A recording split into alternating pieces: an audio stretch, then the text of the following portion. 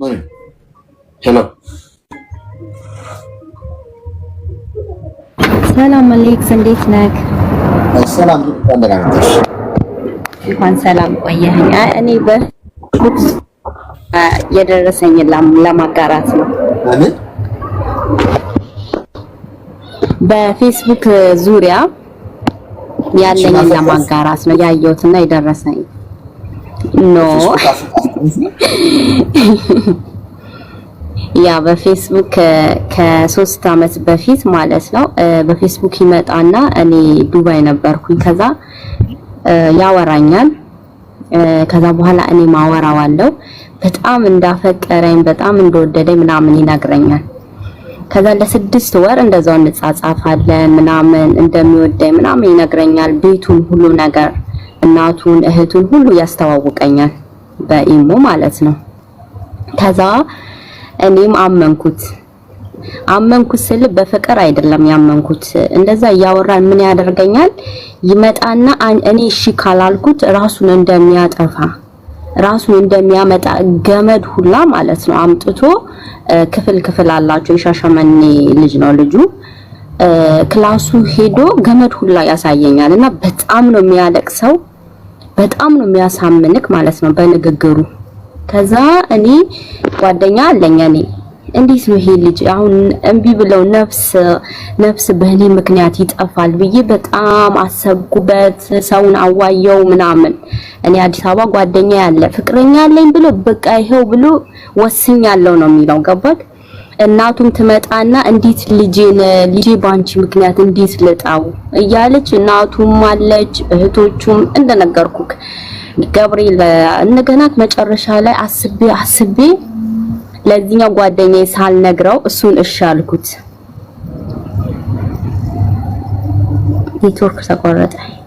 ይሰማል አለሁ። አዎ አለሽ ይሰማል።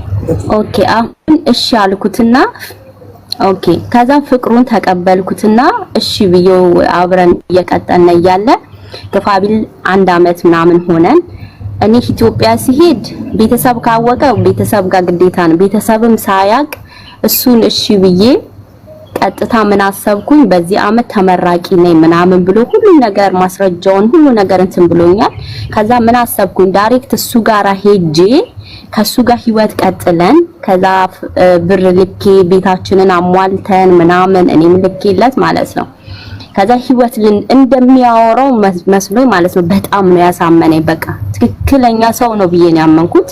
ህይወትም ለማትረፍ ነው በቃ እኔ ያሰብኩት። አሁን እሱ ጋር አፍቅሬው ምናምን ሳይሆን በቃ ህይወት ላትርፍ፣ ለምን በእኔ ምክንያት እናት ልጁን ታጣለች በሚል ሄድኩኝ። ከኤርፖርት ጓደኛዬ መጣች። ጓደኛዬ ተቀብላኝ ከሷ ጋራ እናቷን አስፈቅጃት ለሳምንት ከኔ ጋር ትሁን ብዬ ቀጥታ ሄድነ ወደ ሻሸመኔ አዳር ሙሉ ስንጓዝ ማለት ነው።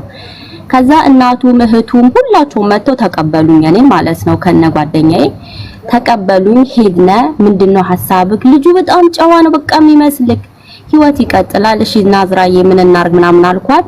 እኔ ጸጉር ቤት ቢዝነስ መክፈት ፈልጋለሁ፣ የወንድ ጸጉር ቤት። እኔም የወንድ ጸጉር ቤት እየሰለጠንኩኝ ለሱም የወንድ ጸጉር ቤት እያሰለጠንኩት ከፍዬለት ማለት ነው። ለሱም ከፍዬ ለኔም ከፍዬ የወንድ ጸጉር ቤት እኔም ተማርኩ እሱም እየተማረ ያለ በቃ ለራሴ መክፈት አለብን። አንተ እስክትመረቅ በትርፍ ሰዓት ከኔ ጋር ትሰራለህ፣ እንደዛው ሰንቀጥራለን ብዬ ቢዝነሳችንን በሚያምር ሁኔታ በቃ ዲዛይን የሚገርም ዲዛይን ራሴ ገዝቼ ከፈትኩኝ። የ6 ወር የቤት ኪራይ ከፍዬ ማለት ነው ለጸጉር ቤቱ። እንደዛ ሆኖ እየሰራውኝ ከጎረቤት ደግሞ ጸጉር ቤት የወንድ ጸጉር ቤት አለ። እሱ መጥቶ ስለ ቢዝነሱ ምናምን ያወራል። እንደዚህ ቢሆን እንዲህ ነው እንዲህ ቢሆን እንዲህ ነው ሲል እሱን እንትን ይመታውና እዚህ ቤት ሁለተኛ እንዳትገባ ከዚህ ቤት መቀየር አለብን ይለናል። ልጁ ያውቀዋል ኦሬዲ ታውቃለህ፣ ጎረቤቱ ያውቀዋል ልጁን ማለት ነው። የሱ ፋይል እንዳላቀኔ ስለሱ ምንም አይነት እንትን እንዳይደርሰኝ ከዚህ መቀየር አለብን አለ። የ6 ወር የቤት ኪራይ ከፍለናል፣ እንዴት ነው መንቀይረው? እሺ ብሎ አይመልስልንም አልኩት። በፍጹም እዚህ ቤት አንሰራም፣ ገበያም የለም፣ እዚህ መቀጠል አንችልም ይለኛል። እሺ ችግር የለውም ብዬ ወደ አስፋልት ሌላ ቦታ ለመከራየት ስንፈልግ የቤት ኪራይ ግን እንደማይመለስልኝ ሙሉ ነገረኝ። ሰውየው ግማሽ በግማሽ እንደሚቆርጥ ነገረኝ። እሺ ግማሽ በግማሽ ሊቆርጥ ነው እንዴት ይሻላል ሲል ይቁረጥ አለ። ገንዘቡ የኔ ነው ምን አገባው እሱ ገባ። ይቁረጥ ችግር የለውም አለ። እሺ አልኩኝና ገንዘቡን ቆርጦ ሌላ ቦታ የ3 ወር ደግሞ ድጋሚ ወደ 16000 ብር ምናምን ተከራየው። እንደዛ ተከራይቼ እዛ ጀምሬ ከጎኑ መጠጥ ቤት አለው ቦታው ማለት ነው የከፈትነበት። ከዛ በኋላ ምን ያደርገኛል የአመቱ ገብርኤል ነበረ። የአመቱ ገብርኤል ሄደን ጠዋት ሄደን ሻማ አብርቼ ጧፍ አብርተን ከሱ ጋራ ምናምን በቃ ምን ልበል። ከዛ ሰላም አለኝ ብዬ ወደ ጸጉር ቤቴ ወደ ስራ ገባው። እሱ የለም ቀን ሙሉ። ማታ መጣና ጠርሙስ ምናምን ይዞ መጣ። ሲጠጣ አይቼው ማላቅ ልጅ ምን ሲል አይቼው ማላቅ ጠርሙሱን ይዞ ሲጠጣ መሸ። ከዛ ከመሬት ተነስቶ ጠርሙሱን ይዞ ምን ተፈጠረ ምንም። ከዛ አናትሽን ካልገደልኳት ሞቼ ይገኛሉ ብሎ ቁጭ አለ። እንደገና እናቱ ተጠርታ ቤቱ ያለው መስታወት እንዳለ ሰባብሮት ጸጉሬ ቁጥጥር ተሳሪቼ እግዚአብሔርን የፊት ለፊቱ ጸጉሬ ምኑን የነቀለው ንጮት ማለት ነው በእጁ።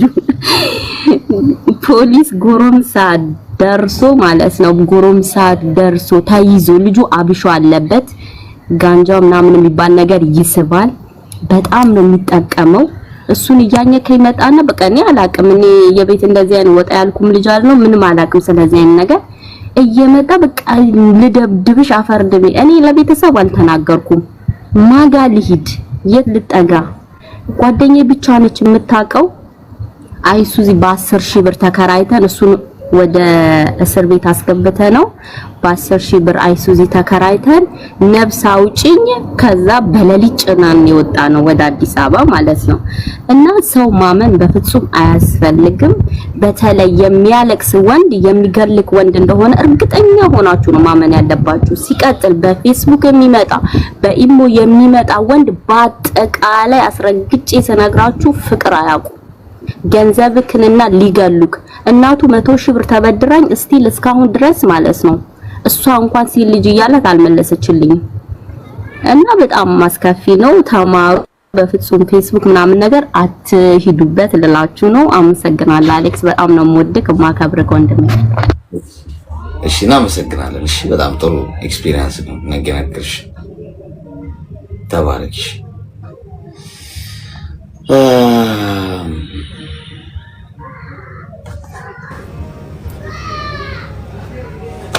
ምን ብያችሁ ነበር? እኔ